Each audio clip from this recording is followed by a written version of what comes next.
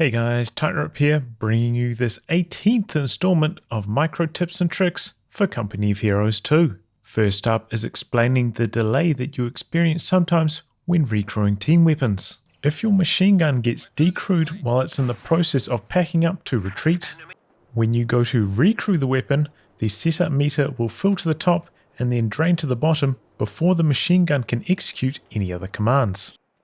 So if there is an enemy squad in the machine gun's indicated firing arc while this process is happening, the machine gun will not fire at them until this process has completed, and likewise repositioning the machine gun or retreating it also get delayed. And this extra delay can end up costing you an engagement or perhaps result in the machine gun getting decrewed again. But if you don't try to pack up the machine gun and just let it die, upon recrewing, it starts firing again almost instantaneously. So in some situations where you know the machine gun is going to die and you have a squad nearby to jump back on it, this may be a stronger option. And at the very least, now that you understand how this works, you can adjust your play to account for the extra delays.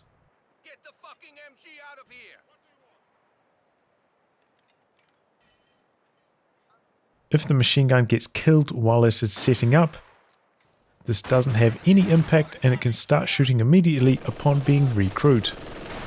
This issue also impacts normal non-retreating teardowns as well. And it doesn't just impact machine guns. Mortars can also experience this if they get decrewed mid-teardown.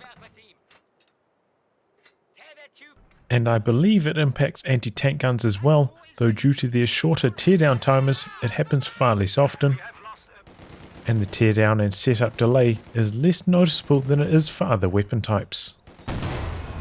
Next up, we have stealth ability activations.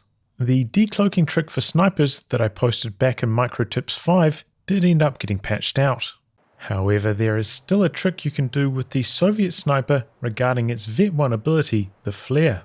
Here is a demonstration of the normal technique firing a flare from camouflage. Firing the flare makes a loud audio cue, tipping off your opponent, and the sniper takes 7 seconds before it returns to being camouflaged. Instead, if you exit cover a small distance, then activate the flare, and as soon as you see the ability turn yellow and go on cooldown, then jump back into cover. This way your sniper is only revealed from camouflage for around half a second, and the flare is completely silent. You can't do this with any offensive abilities, such as the Austria or Brit Sniper Vet 1 abilities. But a large number of units can do non-combat actions while remaining camouflaged, such as Jaeger Light Infantry or Stormtroopers planting booby traps, Jaeger Light Infantry salvaging vehicles or weapons, Partisans or Bazooka support paratroopers planting mines, and so on and so forth. Basically anything I could think of like this ended up working. Just make sure you aren't activating the ability too far away such that the squad exits cover. And last up are some of the finer details about vehicle smoke activation.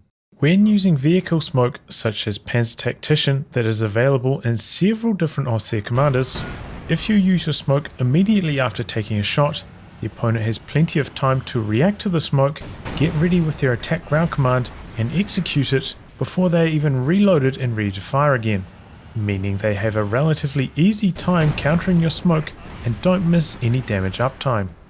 Whereas if you activate the smoke late, close to when the opponent has finished reloading, this can catch the opponent off guard and give them less time to react with their attack ground command. This is especially helpful in those duel to the death type scenarios where an extra second or two of delay can mean the difference between winning and losing. This trick is most effective the first time you reveal you have vehicle smoke with Panzer Tactician. For vehicles that usually have smoke, such as the M20, the enemy will probably be expecting it. And to counteract this, they can hold an attack ground command ready to activate as soon as the smoke pops, which I would describe as command or input buffering. However, if they are holding their input ready, they can't be controlling their units elsewhere on the map, so it is still to your advantage. And if your team has another vehicle nearby, the enemy's turret may start switching to face that, further delaying their attack ground attempt. The enemy can keep their turret facing the right direction by using the hold fire command, but this isn't too common even at the higher levels of play. And again, by delaying your smoke, you give them less time to think of this response. Early vehicle smokes can also be quite strong in certain scenarios. A good example is if your vehicle is close to an enemy unit that is rather immobile, such as an anti-tank gun or a tank with a damaged engine. This can't chase you through the smoke and probably has one attempt to hit you with an attack round.